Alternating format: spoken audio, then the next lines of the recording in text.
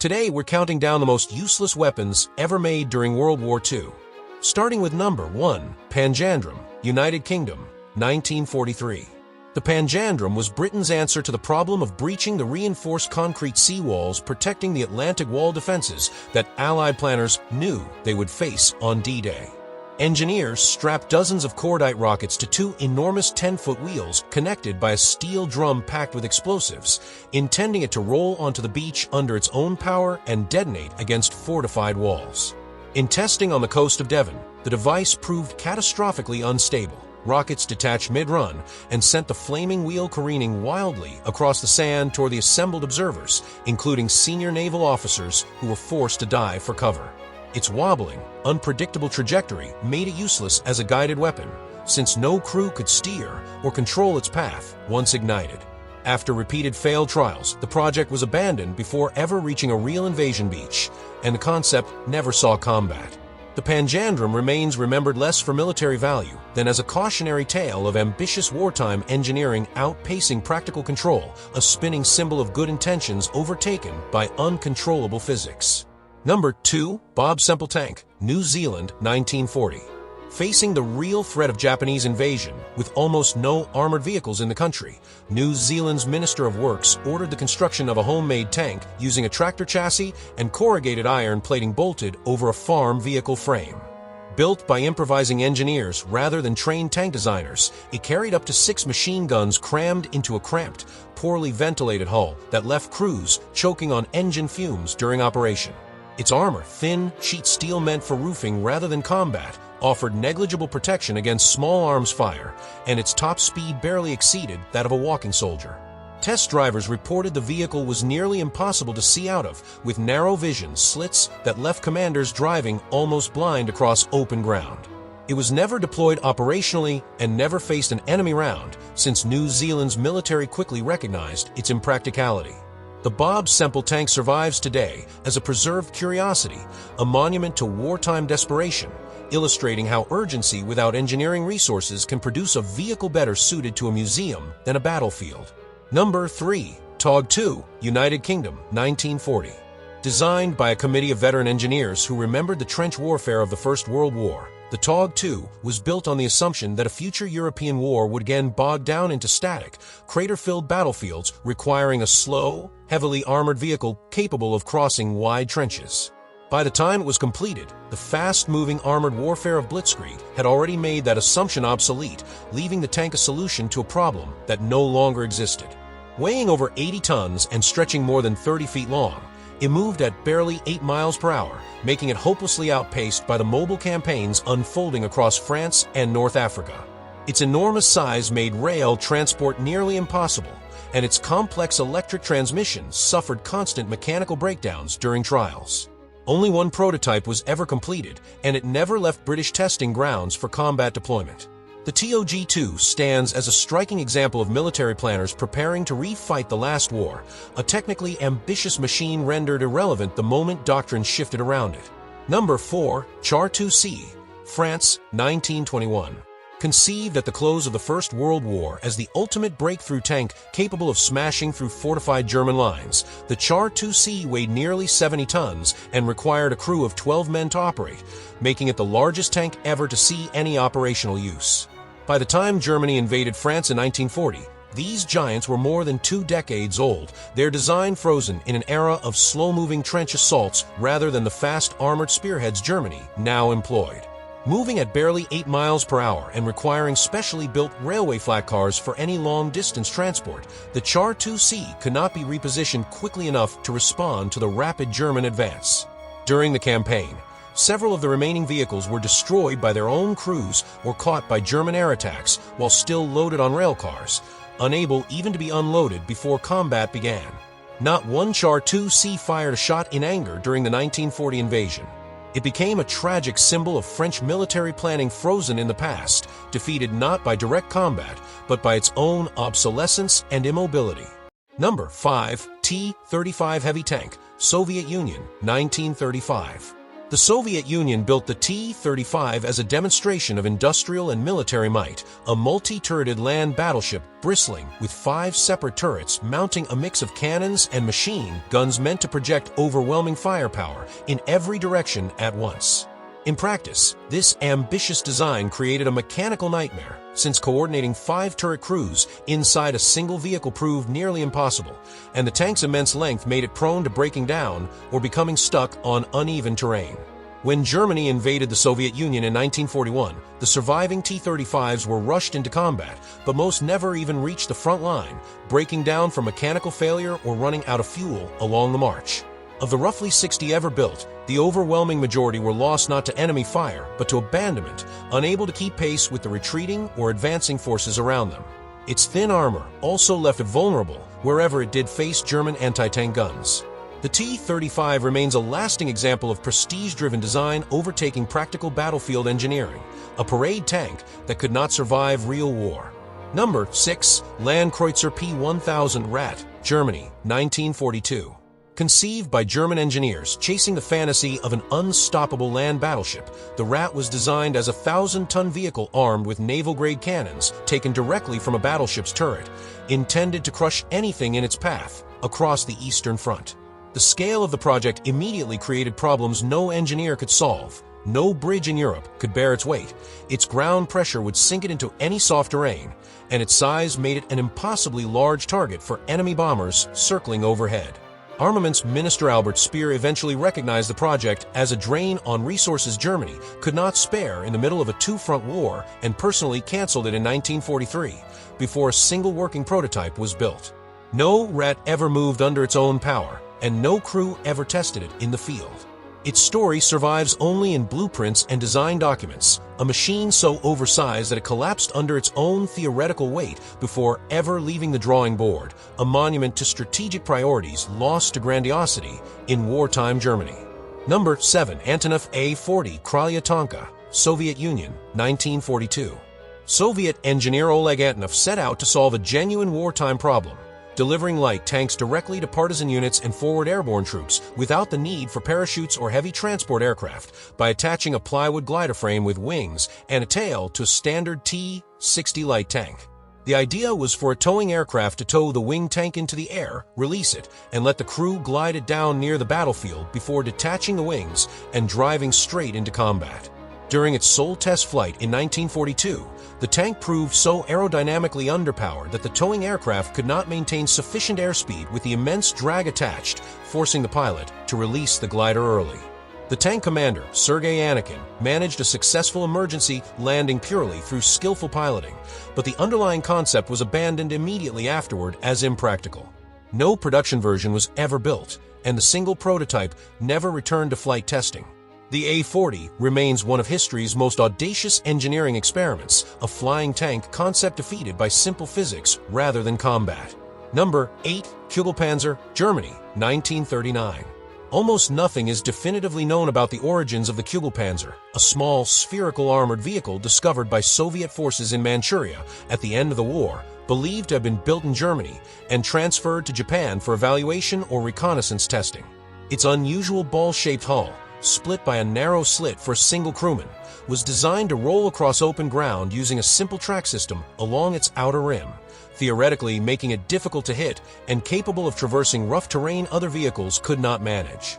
In practice, the sphere shape offered almost no interior space for weapons, ammunition, or crew comfort, and its single tiny viewing slit left the operator with dangerously limited visibility of the surrounding battlefield. No confirmed combat record, production numbers, or operational deployment for the Kugelpanzer has ever been established, and only one example is known to survive today in a Russian museum.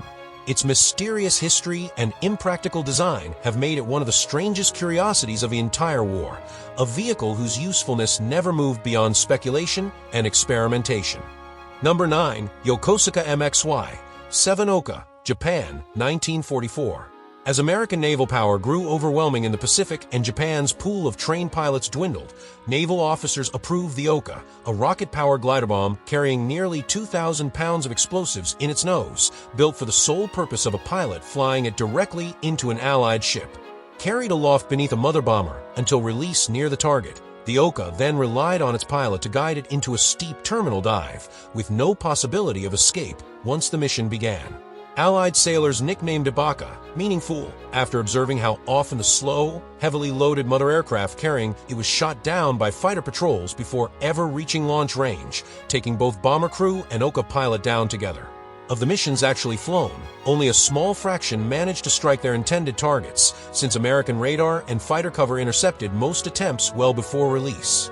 The weapon consumed skilled volunteers and scarce aviation fuel for results that rarely justified the sacrifice, standing today as one of the starkest examples of a nation trading its people for a battlefield equation that no longer favored it. Number 10. Nakajima-ki, 115 Tsurugi, Japan, 1945. By early 1945, with Japan's aircraft industry crippled by bombing raids and fuel shortages crippling pilot training, the Ki 115 was rushed into design as a purpose-built kamikaze aircraft, stripped of nearly every feature a normal fighter would need since it was never intended to return from its mission. Built from cheap, readily available materials with a fixed, non-retractable landing gear salvaged from older aircraft, it carried a single bomb slung beneath its fuselage and offered pilots almost no defensive armament or armor protection. Test pilots who flew it reported dangerously unstable handling during takeoff and landing, a serious problem given that the aircraft was meant to be flown by hastily trained volunteers rather than experienced aviators. Production quality suffered further from the wartime scarcity of skilled labor and materials, resulting in inconsistent engine performance across different airframes. The war ended before any Ki 115 flew an actual combat mission, leaving its true effectiveness untested, though its crude construction and unforgiving flight characteristics suggested a machine built more from desperation than sound engineering, reflecting how far Japan's aviation industry had fallen by the war's final months. Number 11. Breda BA-88 Lince, Italy, 1937. Italy's Breda BA-88 initially impressed observers by setting genuine world speed records during pre-war demonstrations, giving Air Ministry officials confidence that would perform brilliantly as a fast attack aircraft supporting ground troops in North Africa. Once operational squadrons began flying combat-loaded aircraft rather than stripped-down record breakers, the Lince's true weaknesses emerged immediately, since the added weight of weapons, ammunition, and military equipment overwhelmed its engines and destroyed the aerodynamic performance that had made it famous. Pilots found it sluggish, difficult to control, and barely able to climb to useful combat altitudes once fully loaded for missions over the desert. Squadron commanders in Libya judged the aircraft so dangerously underpowered and unreliable that many were withdrawn from frontline service entirely, with numerous airframes simply parked and stripped of usable parts rather than risked in combat. Some were even used as decoys, arranged on airfields to draw Allied bombing raids away from genuinely operational aircraft. The BA-88 became one of the most dramatic collapses from promising prototype to combat failure in the entire war, undone by the gap between record-breaking speed trials and real battlefield demands. Number 12. Carro Veloce CV, 33L3, Italy, 1933. Italy entered the war relying heavily on the CV-33 Tanquette, a small two-man vehicle armed only with machine guns and protected by armor barely thick enough to stop rifle fire, originally designed for colonial policing rather than confronting modern mechanized armies.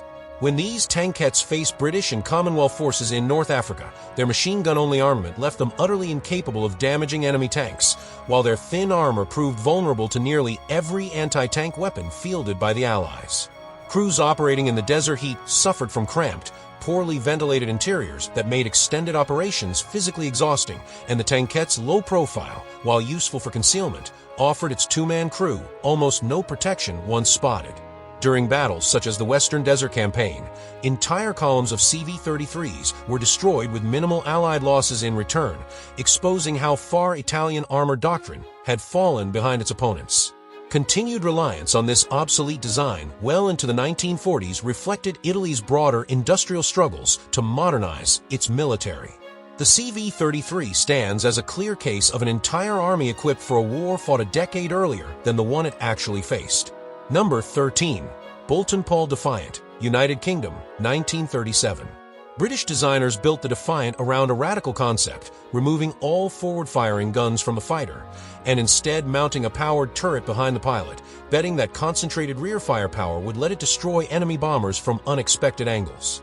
During its earliest engagements in the Battle of Britain, this novelty briefly worked, as German pilots mistook the Defiant for a conventional single-seat fighter and approached from the rear directly into its turret's field of fire.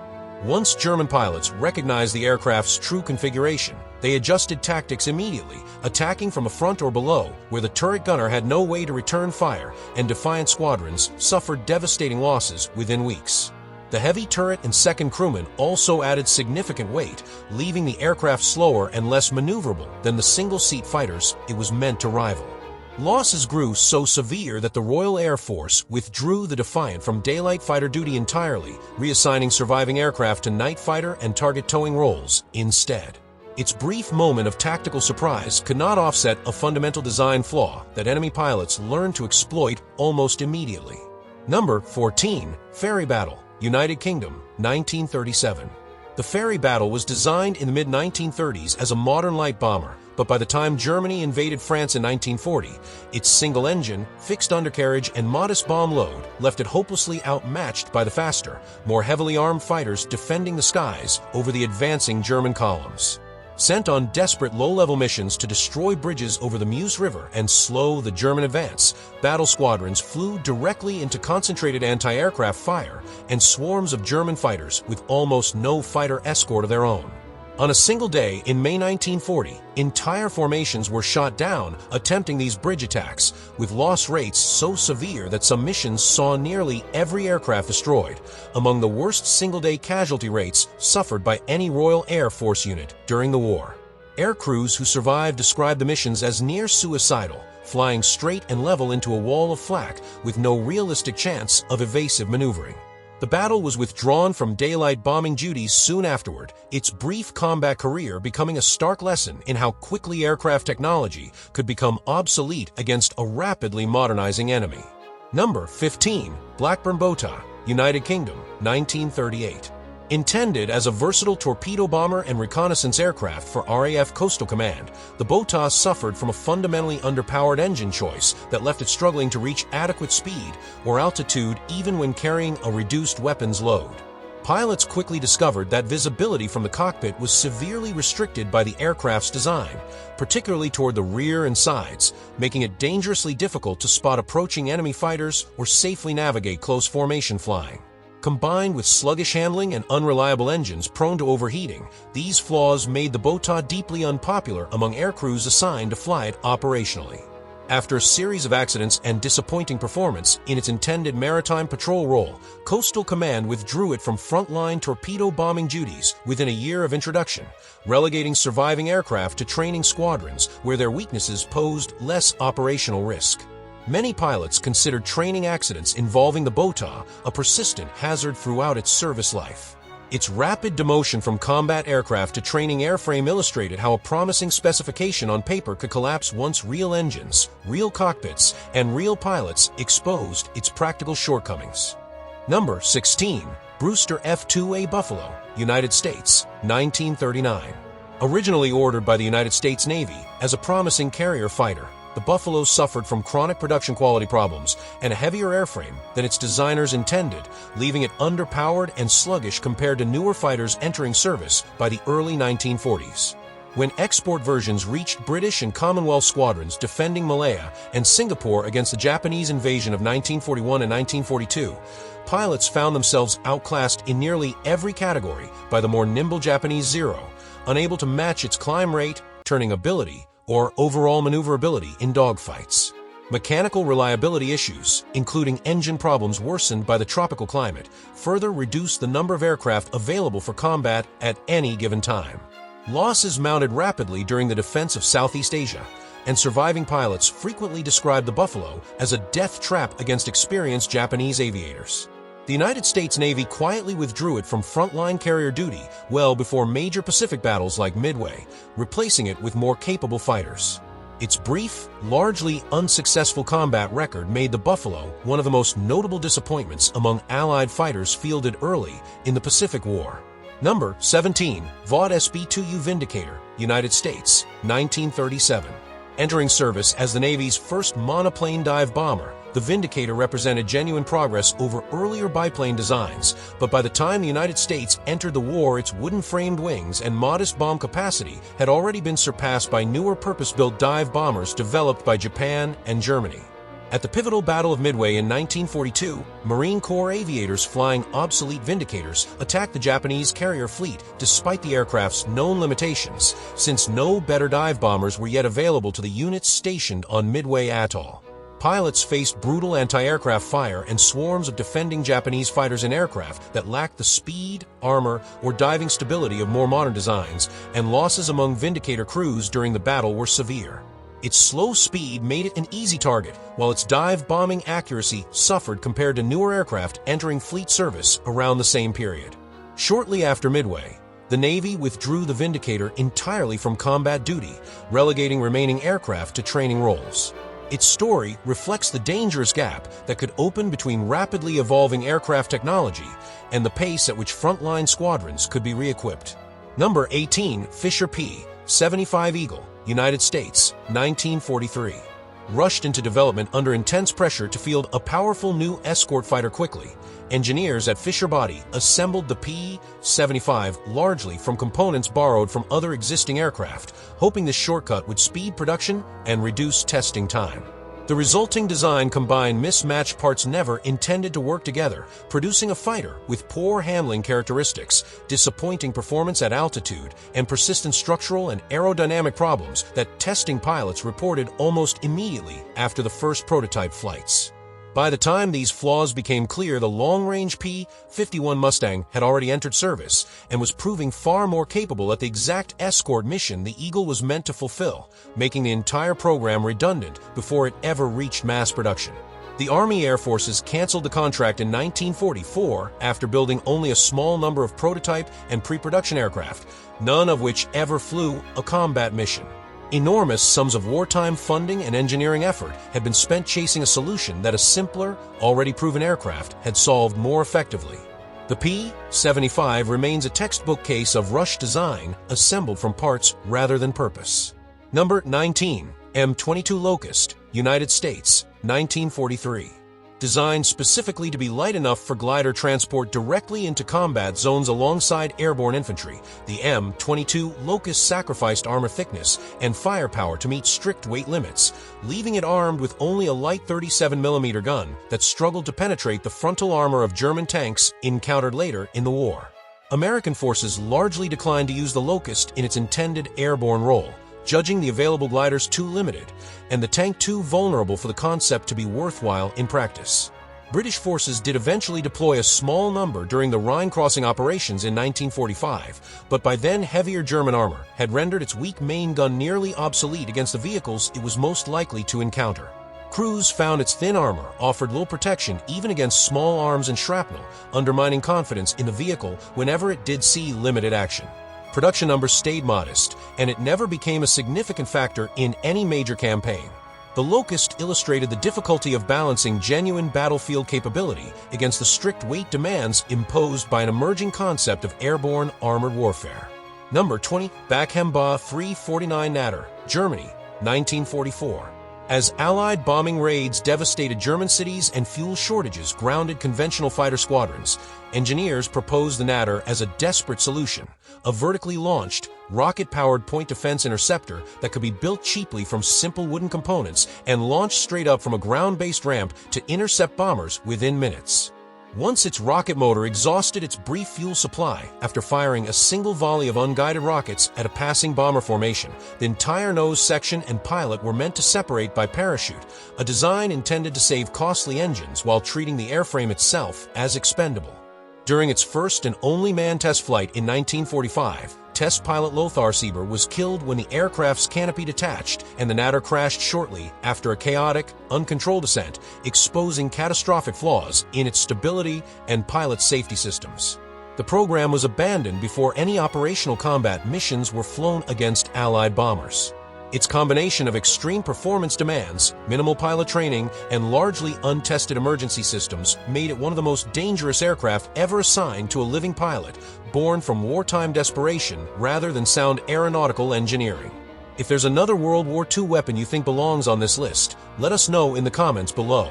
Subscribe for more stories about failed weapons, forgotten military projects, and the machines that shaped history. Thanks for watching, and we'll see you in the next one.